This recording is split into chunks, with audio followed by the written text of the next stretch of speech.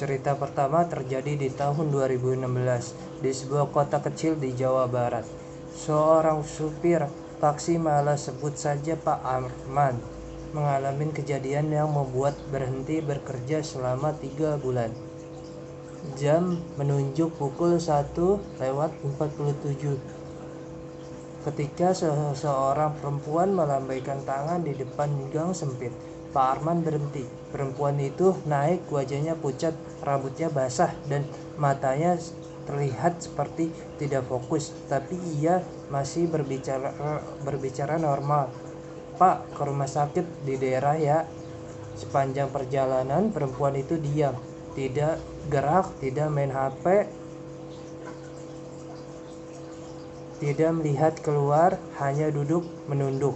Setibanya di rumah sakit, Pak Arman menoleh ke belakang untuk menagih biaya, tapi kursi belakang kosong. Pintu tidak berbunyi, jok tidak bergerak, tidak ada jejak air, tidak ada sisa bau parfum, hanya kosong. Pak Arman panik. Ia turun mencari satpam rumah sakit yang melihat, bertanya, "Cari siapa, Pak? Kok kelihatannya ketakutan gitu?" Begitu dijelaskan, satpamnya itu langsung diam. Mukanya berubah seperti menahan sesuatu.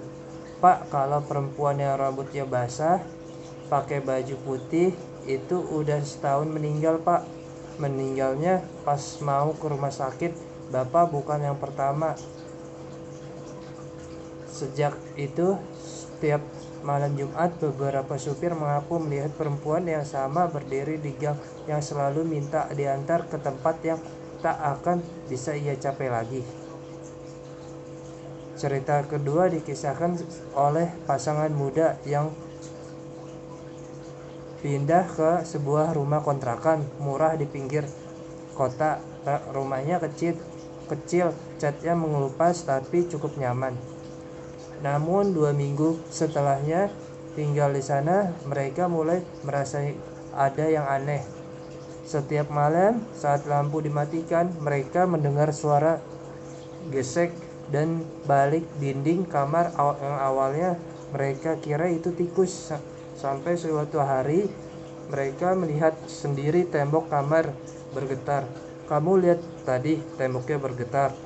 Gerakan itu halus, seperti ada sesuatu yang menekan dari dalam. Malam berikutnya mereka sengaja diam dan mengamati. Benar, tembok itu bergerak lagi.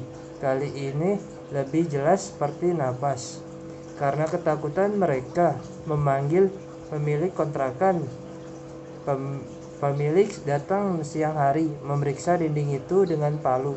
Dan saat palu pertama menghantam tembok, dari dalam tembok keluar tumpukan kertas, beberapa foto keluarga lama, dan bingkai kayu patah. Tapi bukan itu yang paling membuat merinding.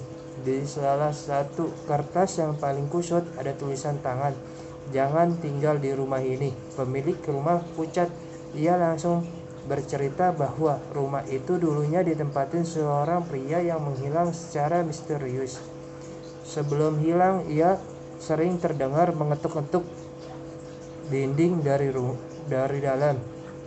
Pasangan itu pindah pada malam yang sama, dan rumah kontrakan itu sampai hari ini tetap kosong. Temboknya masih bergerak bila malam sangat sunyi. Cerita ketiga, salah satu misteri yang paling aneh adalah sebuah desa kecil di daerah Kalimantan. Sebut saja Desa Remang. Konon pernah ditinggalin sekitar 50 keluarga. Namun suatu hari desa itu hilang. Bukan ditinggal tapi lenyap. Cerita ini berasal dari rombongan relawan kesehatan pada tahun 2003. Mereka menerima laporan adanya desa yang membutuhkan bantuan tenaga medis. Lokasinya sudah ada di peta, jalurnya jelas, tapi saat mereka sampai di titik koordinat, tidak ada apa-apa. Tidak ada rumah, tidak ada tiang listrik, tidak ada bekas pondasi, hanya hutan lebat, seolah tidak pernah ada peradaban di sana. padahal jalanannya jelas ada papan petunjuk bahwa warga sekitar bilangnya desanya rame dulu. Setelah kembali ke kota, mereka melapor ke dinas setempat dan disinilah misteri makin aneh.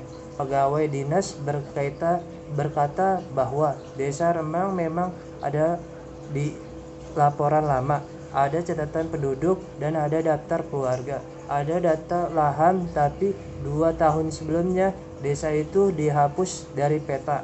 Alasannya desa sudah tidak ditemukan lagi. Beberapa warga lama bercerita bahwa desa itu menghilang dalam satu malam. Tidak ada suara perang, tidak ada kebakaran, tidak ada pengungsian, yang tersisa hanya kabut yang sangat tebal malam itu.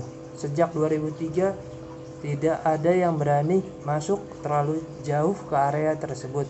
Mereka bilang kadang terlihat bayangan rumah dari kejauhan, tapi begitu didekatin semuanya hilang. Dari penumpang taksi tidak pernah sampai tujuan, dari tembok yang seolah hidup sampai sebuah desa yang hilang tanpa jejak. Ada begitu banyak hal di dunia yang tetap tidak bisa dijelaskan, dan mungkin memang ada hal-hal yang tidak seharusnya kita pahami. Terima kasih sudah mendengar. Sampai jumpa di cerita malam berikutnya.